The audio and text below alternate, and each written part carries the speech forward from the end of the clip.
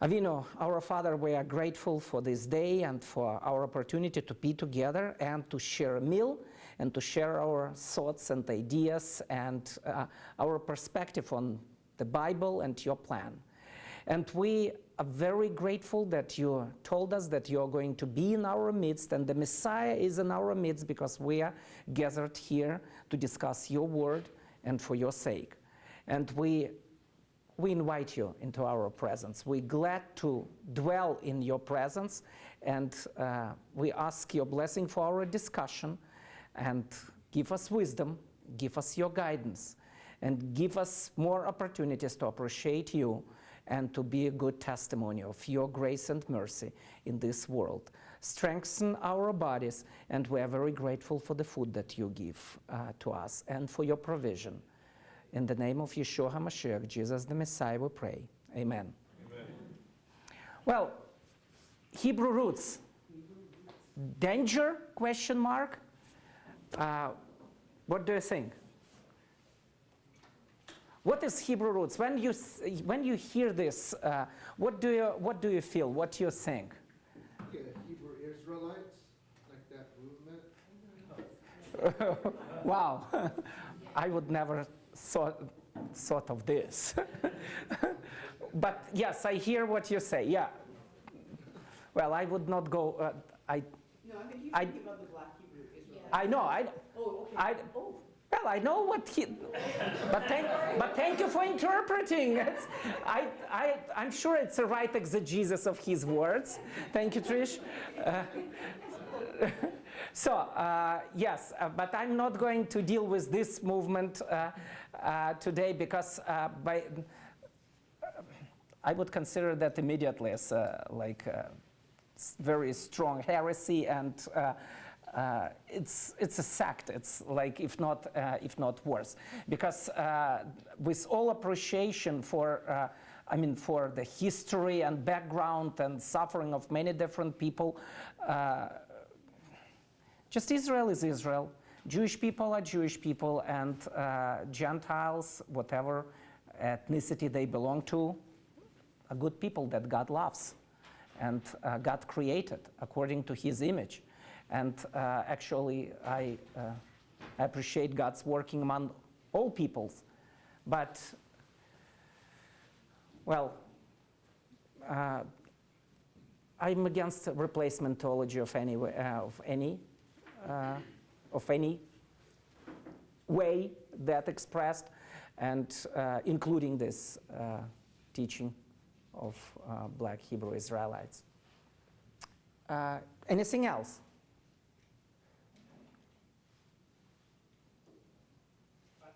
Yeah. I think about the debates that go on. I've talked to some Messianic people that they are very convinced that we're supposed to worship on Saturday, but then the Gentile church has almost always had it on Sunday. So which day are we supposed to worship on? We recognize a day of worship, but which is it supposed to be? And so Hebrew roots, it seems like it's supposed to be on Saturday, but why did we move to Sunday? And is that a significant difference that the church needs to change or correct? Also good point. So it's what you say, it's more like implication of understanding of the Hebrew roots of something. In fact, when I hear Hebrew roots, I think of some particular very strange teaching from my standpoint. Usually Hebraic roots movements, it's more like sort of like replacement theology movements. Now we are like Jewish people. Everything what is said in the Bible regarding Jewish people is applicable to us right now, and that's why we are to keep what Jewish people supposed to keep. Among Messianic Jews, we talk more about Jewish roots of Christian faith. But let's move on. Let's continue. So, what else you think by that?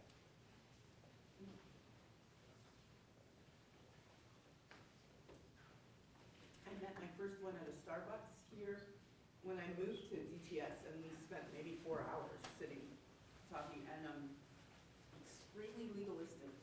And his really the whole focus of what he believed.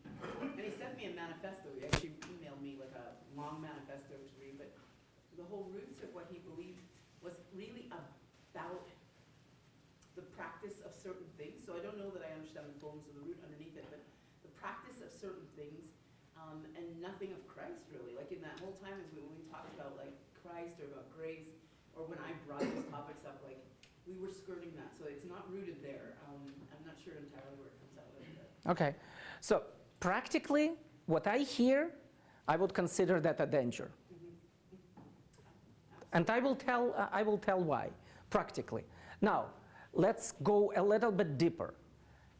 Are there Jewish roots of what we believe in? Yes. What? What are the roots? Tell me.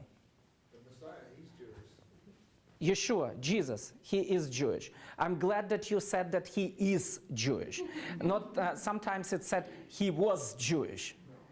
No, it's incorrect because as he was, look, he lived as a Jew, died as a Jew, was buried as a Jew in a Jewish grave.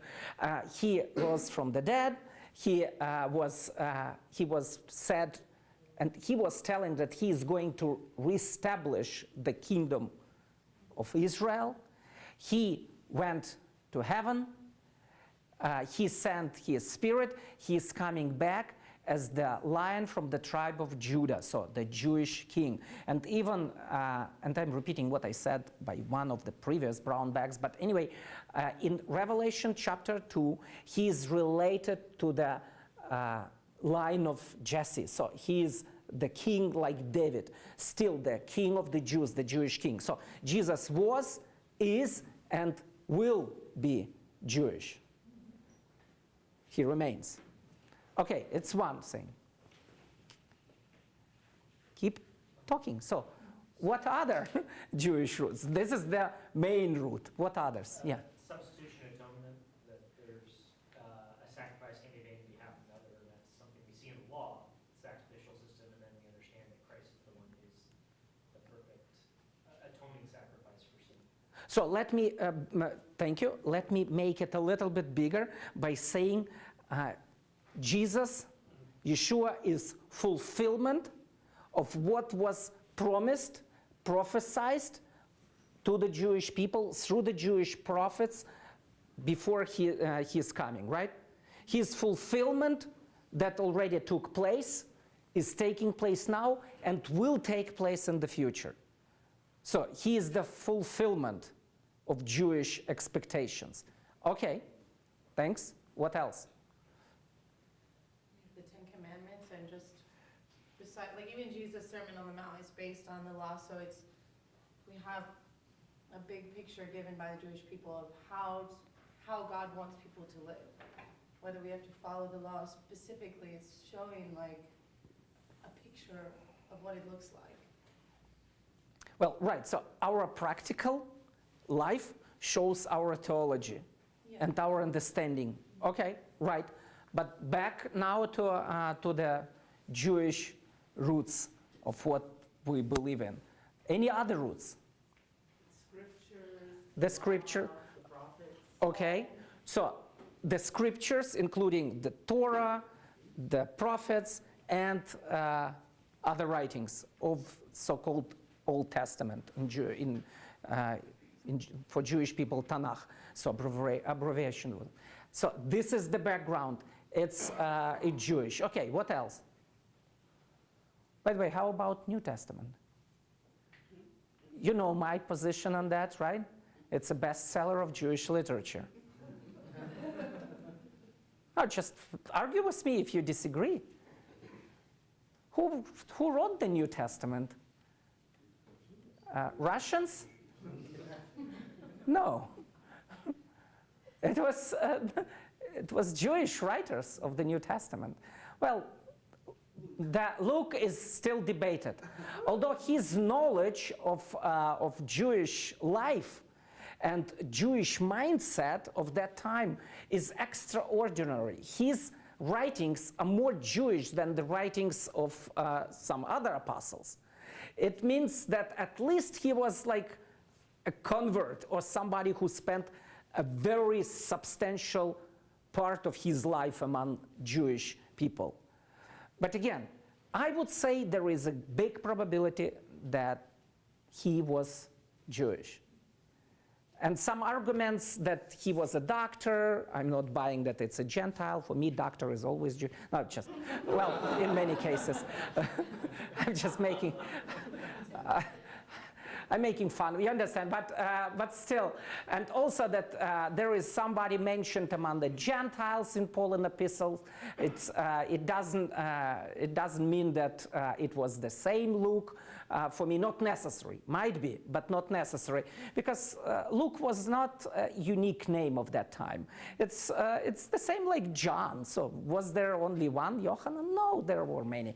Anyway, so the New Testament is also a Jewish book that is written with Jewish mindset, with Jewish hermeneutics embedded into that.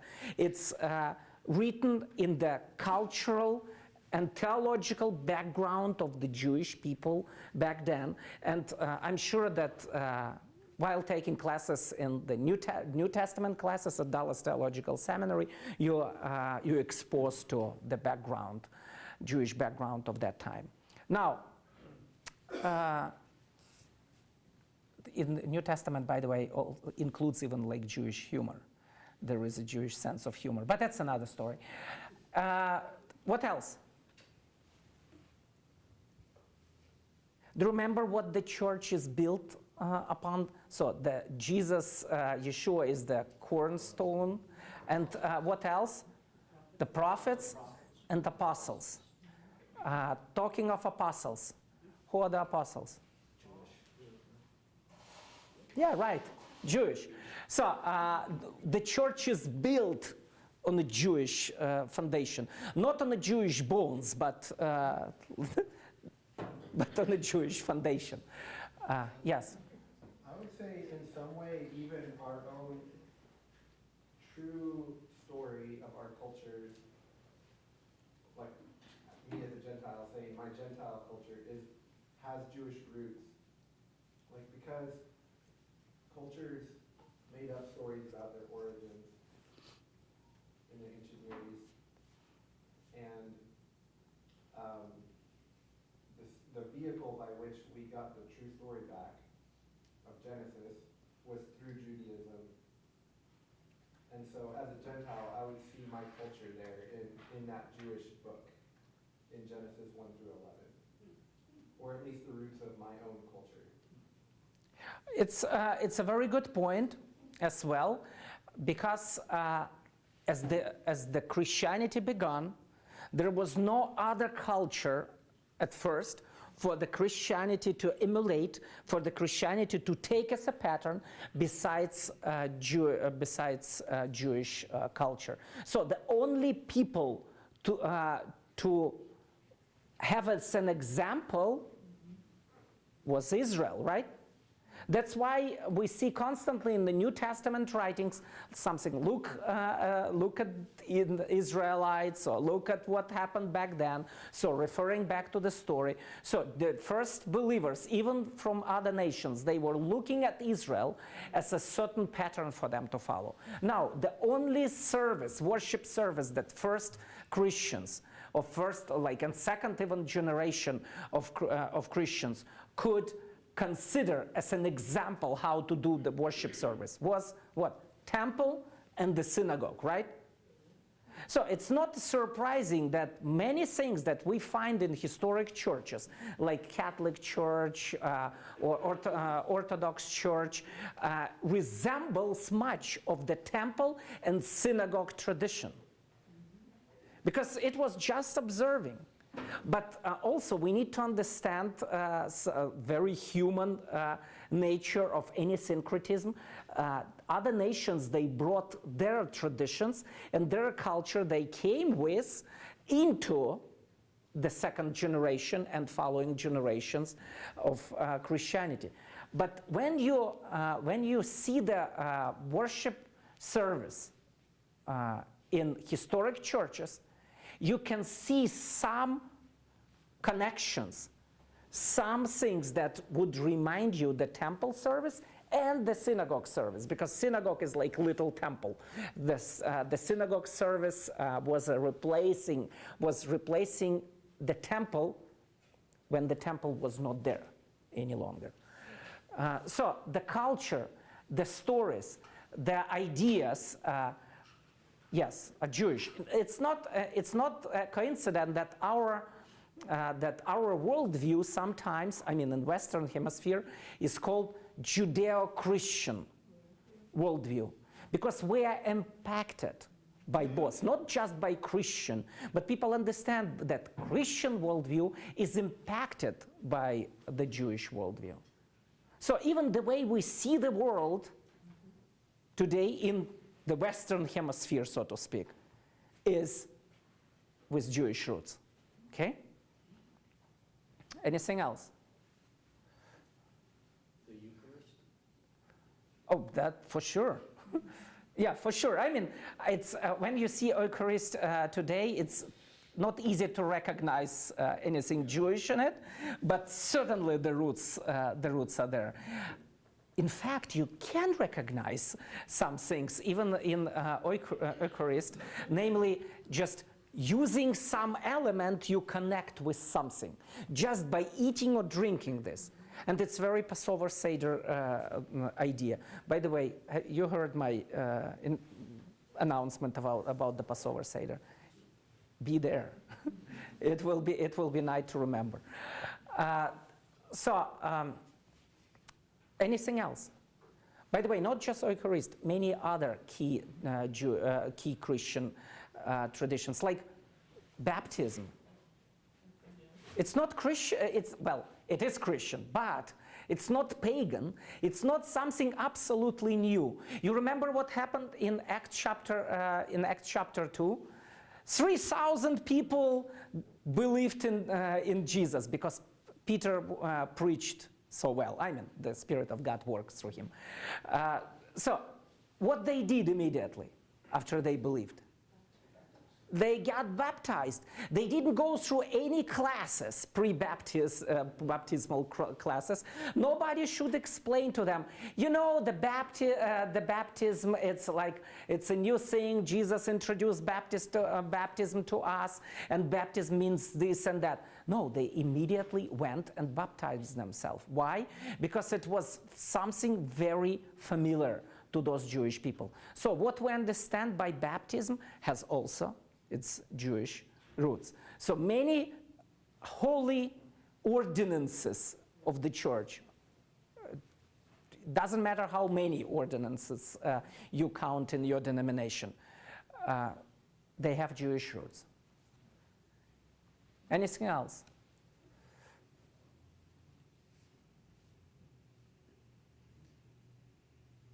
I was kind of thinking of the priestly system, just like priests going before God, and then now we as Christians can go to God directly in like the same way priests in the Old Testament can go to God. Or similar way. It's a good point. So many types in the New Testament that applied for us, they have also Jewish meaning behind that. So we are called the temple, for example.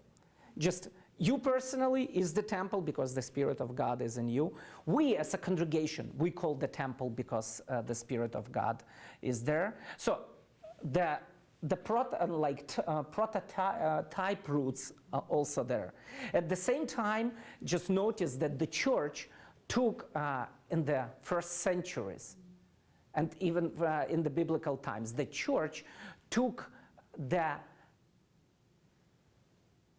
ministries or ministers from the Jewish mindset into the church, all these first positions in early church, they also have Jewish roots with that. Anything else? Okay, so far so good. So there are Jewish roots, right? Or if you want, Hebrew roots. And there are many. And probably if you think more about that, you can come up with more. Now, It's written in the Bible that, in the New Testament, that Gentiles grafted in something what has Jewish roots. It's also written in Ephesians chapter 2 that we were apart, there was a wall in between, and Gentiles were separated from all the advantages of the Jewish people. Now the wall is down, Gentiles are coming in.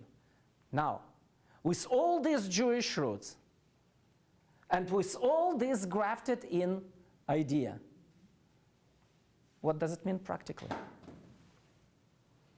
And now we are coming to those questions or concerns that have been raised here, namely, how to live this. What holidays should Christians celebrate today? What kind of food to eat?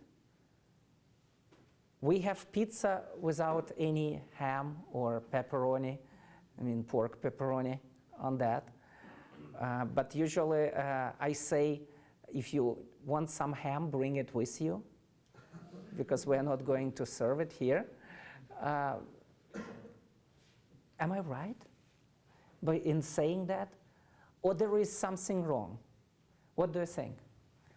Jewish roots, okay. How should we live?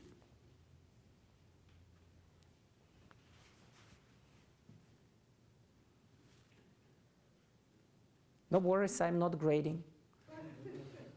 It's not a class. I would say it's not wrong. I wouldn't say that it's wrong.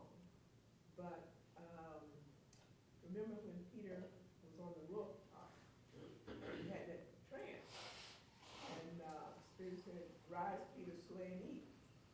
And there was all different times that didn't agree with the Jewish laws.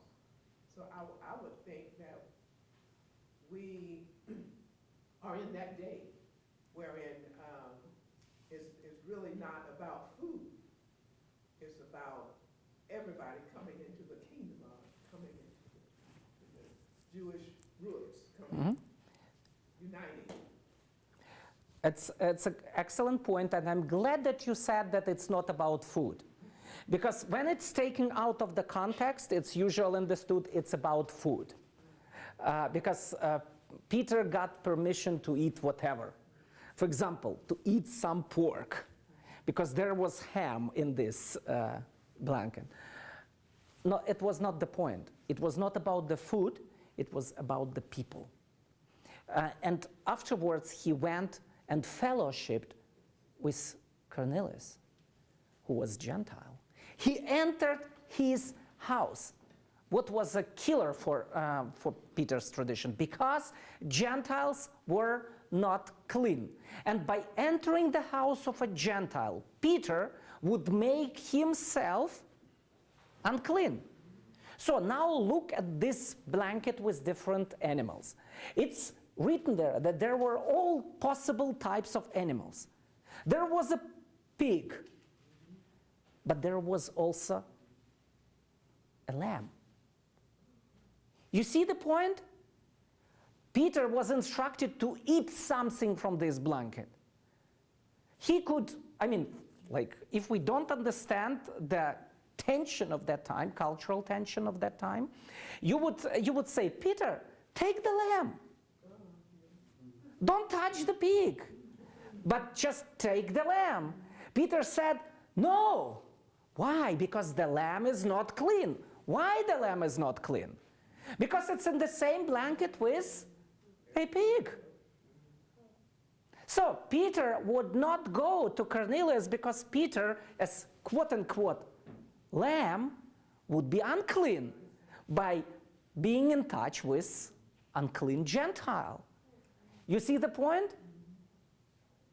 And God's idea was, no, it's not that lamb is making, it's not that pig makes the lamb unclean. I'm making clean whatever whoever fears my name, whoever seeks me. So that was his point. It was not about the food, first of all. Now, saying all this, I want to emphasize, it's clearly in the Bible, and I hope I don't need to quote you passage after passage about that. We can have fellowship with each other. We can eat together. Table fellowship. It's not about even what you eat, but with whom you eat that. You see, Peter, before that vision, he wouldn't eat a nice lamb kebab with a Gentile, because it would make him unclean eating at the same table with a Gentile. But after this vision, it was about the fellowship. Now we can eat together. And eating together was the highest form of us being together, being friends, being brothers or brethren, sisters, in fellowship. You see the point? That's the most important part. So what is important? We can eat together. We can fellowship together. We are put together. There is one new man. There is no distinction or divisions based upon who we are. Jews or Gentiles, male or female, slave or free, and disregarding the color of our skin or our ethnic background or language background, we are one in Him. And we demonstrate that by eating together. It's not about what you eat, first of all, in this. It's about who you eat it with. Okay? So it's very important to understand. Now, regarding the food, regarding the feasts, regarding the celebration, I know that I put you in a very tough situation if I ask you to tell me your opinion about that. Let me tell you what I think and what I feel about all this. When I see Gentiles, or those good and godly and great people who love Jesus, or tell that they love Jesus, and then being very Jewish in their observance without being Jewish by flesh or by their background, I still have my reservations and difficulties to understand why you should do that. First of all, you remember Acts chapter 15, the first apostolic council in Jerusalem recorded in the Bible. What was said about the Gentiles? Don't burden them with everything what we as Jewish people are to observe. Just let them keep some major things that will show that they keep distance from the idolatry. And it was said, the law is preached every Saturday in the synagogues, and they might go and learn there. They might go and learn there, but not necessarily observe that all. It's not the requirement. At that time, in the synagogues, as you know probably even from the book of Acts, there were many Gentiles who were coming and listening, so called sometimes God-fearers or interested Gentiles. Judaism was very popular in Greek world at that time because the ethical standards and also cleanness of Judaism was very attractive to many Gentiles in Greek-speaking world back then. So they were coming to a synagogue listening, but never obligated to take that as commandments for themselves. Now, who was the law given to? To the Jewish people. Speak to the sons of Israel, or tell it to Israelites. It's constantly, when God speaks in the Torah, it's always He speaks to the Israelites. How about other nations? How about sojourners who live with Israel? Does God speak to a sojourner with Israel ever in the Bible, like in the Torah? Never. He speaks to the Jewish people and He says, and sojourners among you, they should do this and that, or they should be treated this way. I think it's a little bit rude of God, but He never speaks to Gentiles. He speaks to Israelites. It reminds me my grandparents actually. They used to, when I was there and they were talking to each other, my grandparents were talking about myself like he. Like, I'm there. They're talking, he's like this and that, and just like, I'm standing here, talk to me about this. No way. So the same is like probably with sojourners or other Gentiles in the Torah. It's just God is talking about them, not to them. He is telling what sojourners are to do when they live among Israelites, but He talks to Israelites about that. Rude. But He's God. He can do whatever He wants, right? Go ahead. I get that. I get this question a lot, but the soteriology of Old Testament, like, we understand how the Jewish people has been given this hope of a Messiah. What about, as you're saying, like, in the scripture, it's very much Jewish-centered. So when someone comes and says, so what about the Gentiles in the Old Testament? How would they attain salvation? Or, like, did God not care about everyone else, but just His first son, Israel? Like, how do you reconcile that, or how do you answer that? You know what? It's a huge subject. It's very important subject. Let's do a separate brown bag on this subject, because seriously, I just. But it's. Thank you for this question, Mark. Could you take like a note of this, like soteriology for in the Old Testament? Although.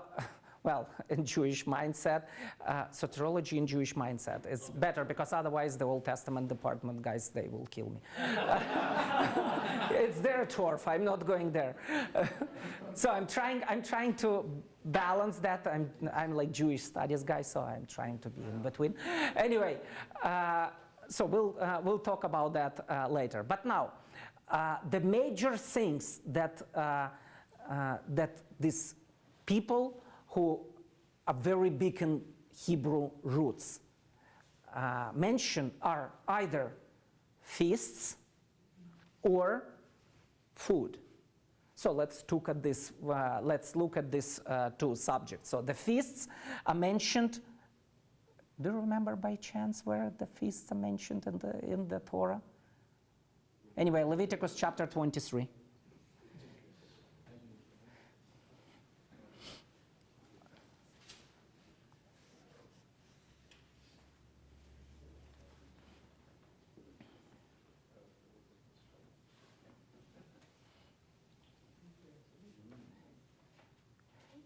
Could somebody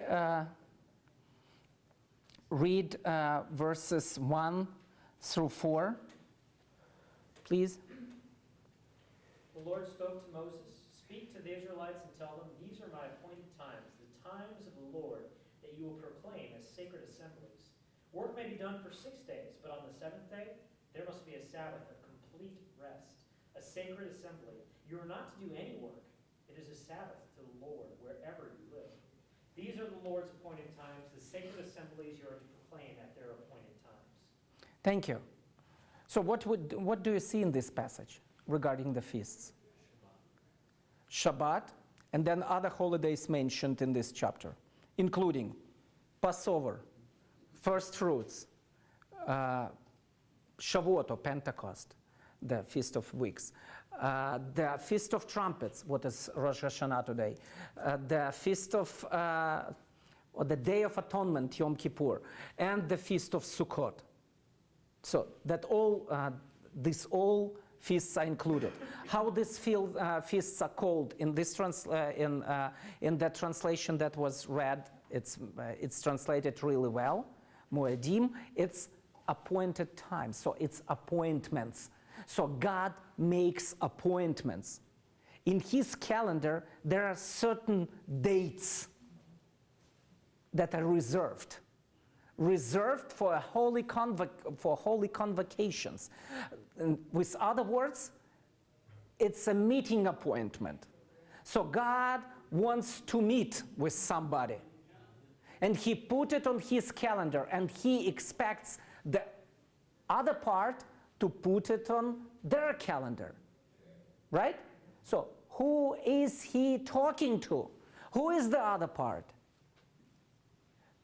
Verse 2, speak to the sons of Israel and say to them. I'm sorry. The appointments were made with a particular group of people. And it's, well, how to say it? By invitation only. No need to RSVP, but it's like, it's a very explicit invitation. But there is a good part. In the Torah it's written, if somebody from another nation wants to come, welcome. The temple was built because God said, say to the sons of Israel, I will be there in their midst on this particular place. But if a Gentile wants to come, he comes. Because my house will be called the house of prayer for all people. So, you're welcome to come and to celebrate. Regarding sojourners, it's mentioned, if the sojourner wants to bring a sacrifice or to celebrate the feast, he can do it, but he needs to do it according to certain regulations. So, with other words, the appointment, the meeting, by invitation only for the Jewish people. But everybody else can join Jewish people, but you need to keep a dress code, okay? So if it's like a formal party, you're not coming with your fitness attire, okay? So you need to keep certain things the same as for the Jewish people. So the same commandment for you and for sojourner, if he wants to do it. Now, Jewish people are obligated to come to this party. If not, there is a problem. Other nations are welcome, but they don't have to. You see the point? And that's there in the Torah. So the Torah never required Gentiles or other nations to celebrate this feast. But the doors were never shut. Come and celebrate with us. You don't have to, but you're welcome if you want to. Okay? Now,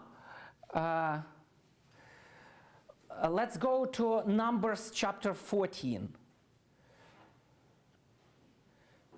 Oh, sorry, Deuteronomy chapter 14.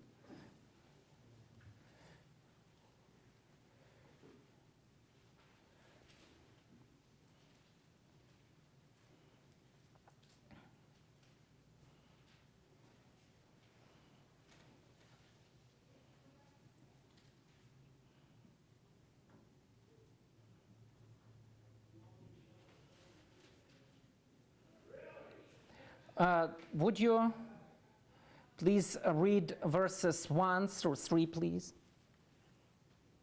Somebody? You are the children of the Lord your God. Do not cut yourself or shave the front of your heads for the day, for you are a people holy to the Lord your God. Out of all the peoples on the face of the earth, the Lord has chosen you to be his treasured possession. Do not eat any detestable thing. Thank you. So, who is God talking here to?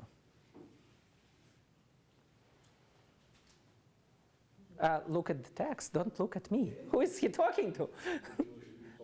To the people of Israel, right. So, and he says, to you exclusively, because you are the only people I is chosen from all other nations.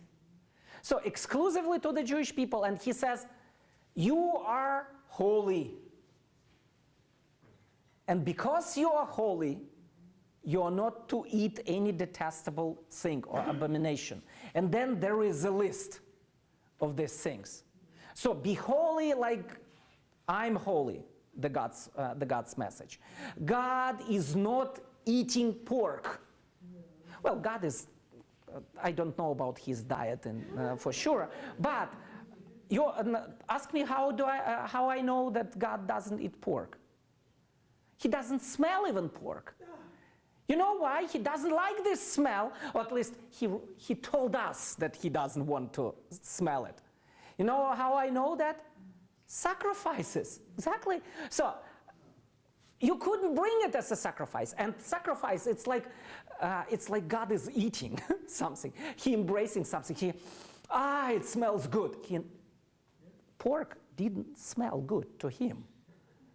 He never said just, like make a barbecue of like nice pork. No, it just doesn't smell good to him. Well, he doesn't. I don't know about his smelling sensors and stuff.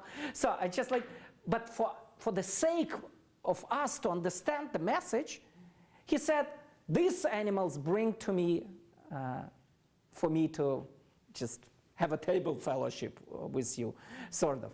And just the smell of this animal, I like. That animal, not necessary. So be holy because God is holy, you are holy people, so you shall not eat any abomination or detestable thing. And then there is a whole list of what not to eat. Some restrictions given to the Jewish people. But the passage, what fascinates me in this regard is verse 21.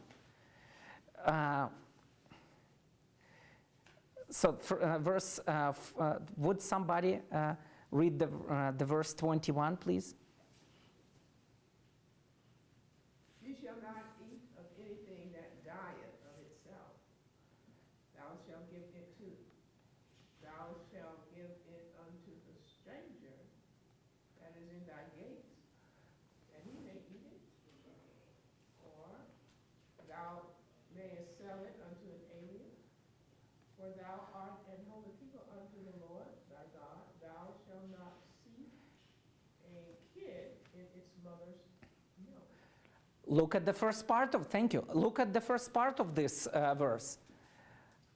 You shouldn't eat anything what just died its own death. But give it, here it's like, to Gentiles. Now, wait a second. In Hebrew, give it to a ger, to a sojourner, to the one who lives at your gate, so who lives among you. So like your neighbor who is not Jewish, give it to him.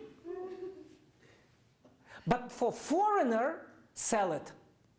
You see the difference? So why are you giving that to sojourner, to your neighbor for free? Because the Torah commands you to care for the ger, for the sojourner, because he doesn't have a field, he doesn't have a land, nothing. So give it to him for free. But for the foreigner, you can sell it. Okay? So the idea here, not to give it, not to give or sell, just not to get rid of this. No, the idea is give it to sojourner for free, while to foreigner proper, you can sell it. Don't sell it to your neighbor. Give it, give it to him. So, but you see the distinction? Sojourner, your neighbor, next neighbor who is not Jewish, not from Israelites, he can eat it, while you are not. You cannot. So much about dietary laws in the Old Testament. Go ahead. I was going to ask, is there a big difference between sojourner and foreigner? Oh yes, huge difference. Good question. So the difference is sojourner is somebody who comes to live with you, to live in your midst. So he lives among you, so to speak, for a season or for good, or just for short period of time. But the Torah commands Israelites to care for sojourners. So give them something, protect them, love sojourner as yourself, says the Torah. So it's unique law, actually, that we find in the Bible. You are not just to love your fellow Israelite. You love and help and care for the one who comes to live among yourself. And you are to do that because you were sojourners or Goyim in Egypt. So remember that you were sojourner. Care for sojourners, for those who come to be with you for your protection, actually, to share with them something, help them. Foreigners proper, those are not the people who live with you. They're just on their journey or live next country to you. Just different people. They are not in need of your protection. And you are not obligated to care for them. For sojourner, yes, you have to care. And the prophets in the Bible, they rebuked Israel. One of the Israel's sin, because the temple was even destroyed. So for the temple to be destroyed, one of the sins was you don't care for sojourners. So the difference is huge. Mm-hmm.